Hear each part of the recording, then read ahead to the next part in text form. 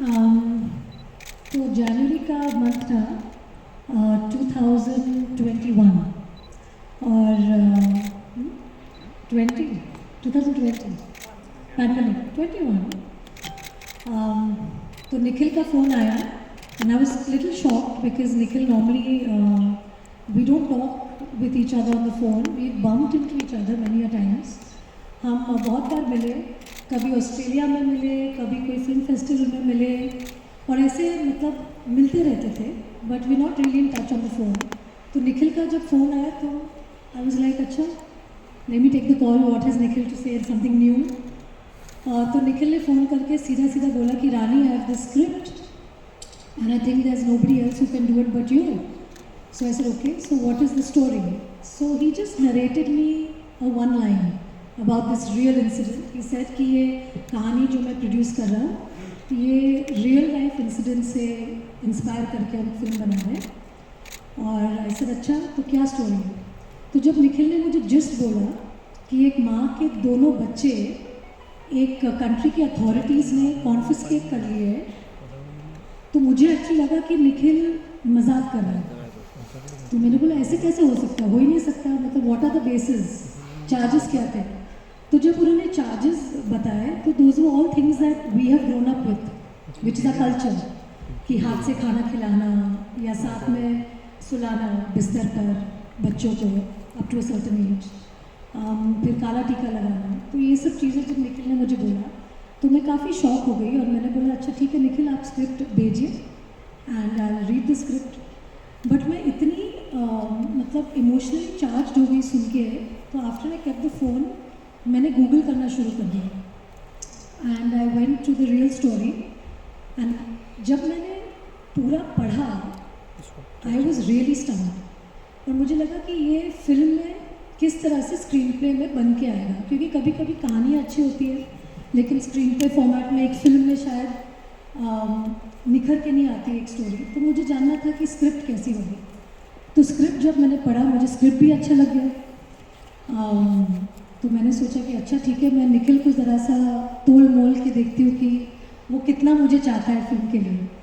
तो मैंने निखिल को बोला कि निखिल देखो मेरे साथ काम करना आपको बहुत डिफ़िकल्ट होगा क्योंकि अभी मैं एक माँ हूँ और मैं दूसरे एक्टरों की तरह ज़्यादा घंटे नहीं दे सकती आपको क्योंकि मेरी जो प्रायोरिटी है वो मेरी बच्ची है.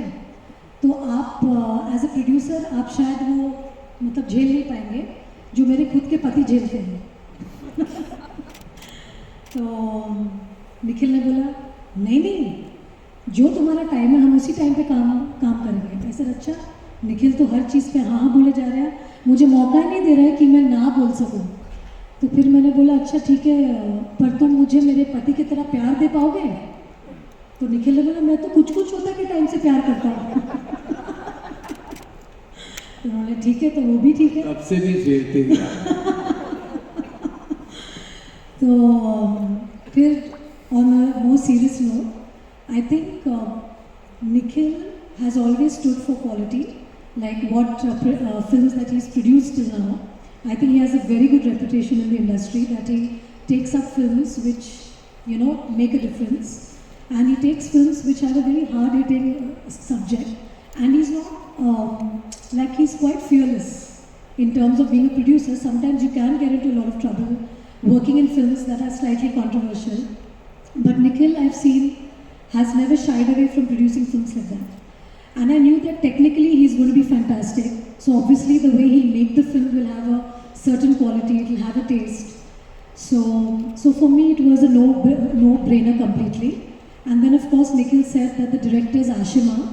Ashima is somebody who I've seen in YRF for so many years because she's done her first film, Mere Dad Ki Maruti, with Yashraj Films. So I've met her a couple of times, I've bumped into her. And it's always been a very nice chat with her, though I've never worked with her before and we had nothing in common. But she was always very warm and she's been always this bright girl that I've seen. And when she decided to become a single parent, she came to see me.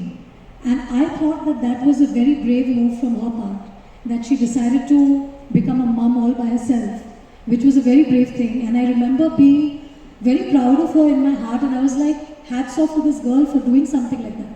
Because being a single parent in a country like Bombay is tough.